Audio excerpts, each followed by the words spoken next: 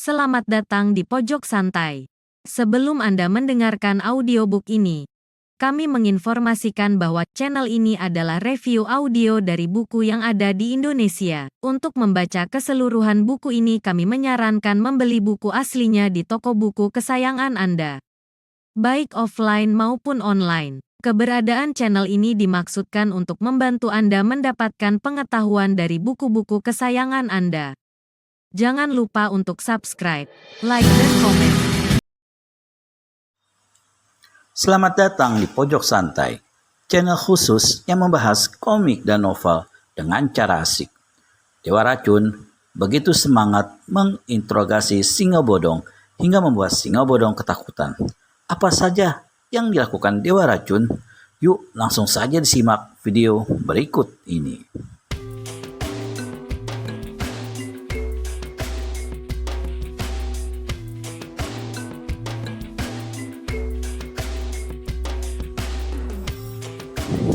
Ya, aku bukan ada di pihaknya.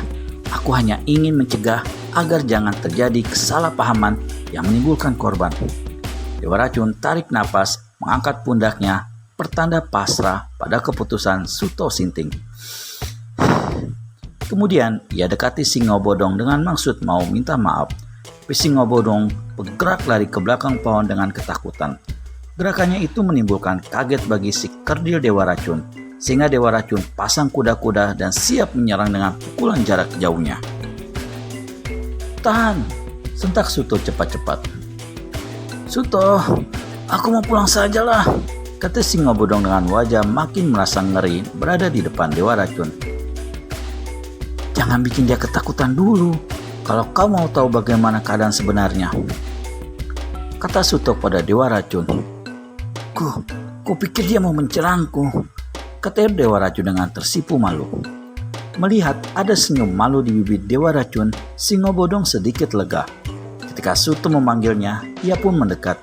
Dewa Racun segera berkata kepada Singo Bodong, "Maafkan aku. Kau memang mirip sekali dengan bekas musuhku. Aku merasa tidak bermusuhan denganmu. Kau berkata dengan sungguh-sungguh. Sumpah, berani sambar janda terbang atau apa saja, aku bukan musuhmu. Maksudku, aku tidak pernah bermusuhan denganmu. Jangan ikut-ikutan gagap kamu," ketak Dewa Racun. "Aku bukan ikut-ikutan gagap. Aku takut sama kamu." Pendekar mabuk ketawa geli mendengarnya. Yang satu memang gagap omongannya, yang satu gagap karena gugup. Keringat dingin Singo Bodong sampai keluar semua karena ia duduk berhadapan dengan Dewa Racun yang berdiri, yang merasa ngeri kalau sewaktu-waktu wajahnya mirip tempat tamparan atau tendangan orang kerdil itu, sehingga ia gugup menghadapi Dewa Racun. Jadi kamu bukan Dadung Amuk?" Bukan. Sumpah." Pendekar mabuk tertawa terbahak-bahak melihat kedua orang itu. Yang satu kecil tapi berani, yang satu besar tapi penakut. Sungguh keadaannya menggelikan buat Suto. Setelah tawa dan kegelian itu reda, Suto bertanya pada Singo Bodong, apakah kau belum pernah mendengar nama Dadung Amuk?"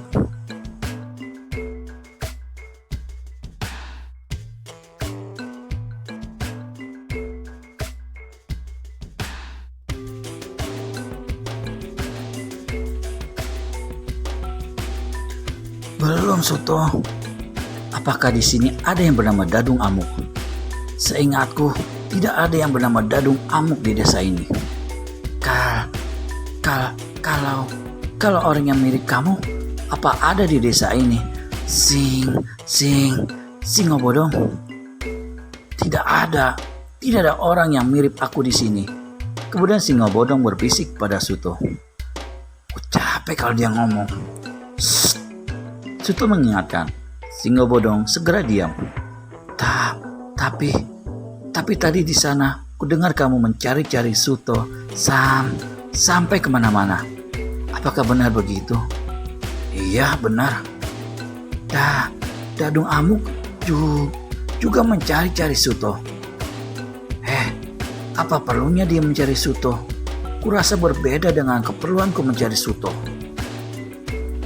Jawab Singo Bodong. Apa perlumu mencari Suto? Mau berguru. Jawab Singo Bodong dengan masih menyimpan rasa was-was, takut dipukul orang kerdil itu. Mengapa kamu mau berguru pada Suto? Sebab Suto sakti. Pendekar mabuk punya ilmu tinggi. Aku kepingin seperti pendekar mabuk. Kalau perlu, aku mau cari si gila tuak dan menjadi muridnya juga seperti Suto.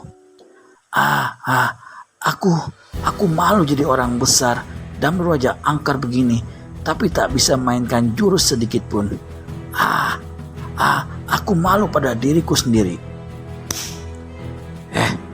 Jangan ikut-ikutan gagap, nanti aku tersinggung, kata Dewa Racun sambil menampar pelan pipi Singo Bodong. Yang ditampar kaget dan segera menggeser duduknya agak menjauh sambil mengusap-ngusap pipinya yang pedas karena tamparan tangan kecil berbobot besar. Pendekar mabuk segera berkata kepada Dewa Racun, Dewa Racun, ada yang ingin kubicarakan sebentar denganmu. Setelah itu, Suto melangkah agak menjauhi Singo Bodong. Dewa Racun segera mendekati. Suto segera jongkok biar bisik-bisiknya jelas di telinga Dewa Racun.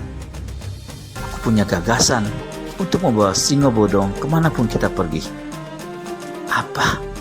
Apa maksudmu membawa dia? Bisik Dewa Racun.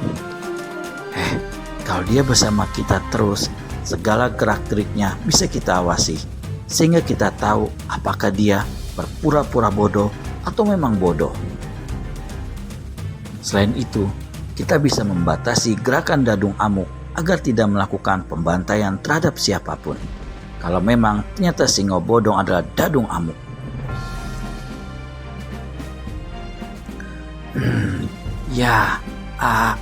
Aku tahu maksudmu sekarang. Jadi kita tidak boleh kelihatan mencurigai dia. Ada baiknya kalau nanti kita berpura-pura lengah supaya dia terpancing dengan jati dirinya. Tapi kalau dia memang bukan Dadung Amuk dan memang Singo Bodong yang bodoh dan penakut, apakah dia tidak akan menambah beban kita? Kita bisa gunakan tenaga kasarnya. Jawab Suto agak terbawa gagap. Akhirnya ia tertawa sendiri karena kegagapannya itu benar-benar tidak disadari. Pada Singo Bodong, Suto berkata, Singo Bodong, aku dan Dewa Racun mau pergi menyeberang lautan. Apakah kau mau ikutan kami? Iya, mau sekali. Sambil berdiri penuh semangat, tapi Dewa Racun menggerutu. Dia ikut-ikutan gagap, sengaja atau tidak sengaja. Dia kegirangan. Wajar kalau gagap sedikit. Dah, jangan tersinggung. Pendekar mabuk ganti bicara pada Singo Bodong. Kalau begitu, kita berangkat sekarang juga. Tapi bolehkah aku pulang sebentar, Suto? Aku harus pamit pada ibuku dulu, supaya dia tahu kemana aku pergi. Jabang bayi, sudah tua begitu, kalau pergi masih harus pamit ibunya segala, kata Dewa Racun. Soalnya ibuku hanya tinggal sendirian di rumah, tak ada temannya. Ada adik perempuanku. Ya, cuma adik perempuanku yang menemani ibuku. Adik perempuanku dan suaminya dan 6 anaknya dan 2 adik iparnya. Ampun, itu namanya tidak sendirian. Ibumu banyak teman, kata pendekar mabuk sedikit membentak dan menahan rasa geli. Iya, sudah, cepatlah pulang dan bawa makanan kalau memang ada. Singkong rebus, ibuku punya singkong rebus yang tadi pagi tidak laku dijual. Apa kalian mau? Ambil saja, jawab Dewa Racun. Belaga acuh tak acuh tapi kelihatan butuh. Singo Bodong berlari seperti kerbau kebakaran ekor. tak ada tenaga peringan tubuh sedikit pun yang digunakan dalam larinya. Pendekar mabuk dan dewa racun sengaja memperhatikan larinya untuk meneliti kebenaran jati diri singa bodong. Orang berilmu tinggi tidak mungkin berlari seperti itu, kata Suto bersuara lirih. Kalau dia pintar bersandiwara, jelas dia akan berlari seperti itu. Depan kita. Terdengar Suto berkata lagi tanpa memandang dewa racun. Bagaimana mengenai wajah pucatnya? Apakah orang bersandiwara bisa memainkan wajah pucat dengan sendirinya? Apakah wajah pucat bisa timbul pada diri orang yang berpura-pura takut? Masih menjadi misteri apakah singa bodong merupakan dadung amuk atau bukan? Untuk jelasnya, dapatkan jawabannya di video selanjutnya hanya di channel Pojok Santai. Segera subscribe dan tekan tombol lonceng untuk mendapat notifikasi video terbaru dari kami. Terima kasih dan sampai bertemu kembali.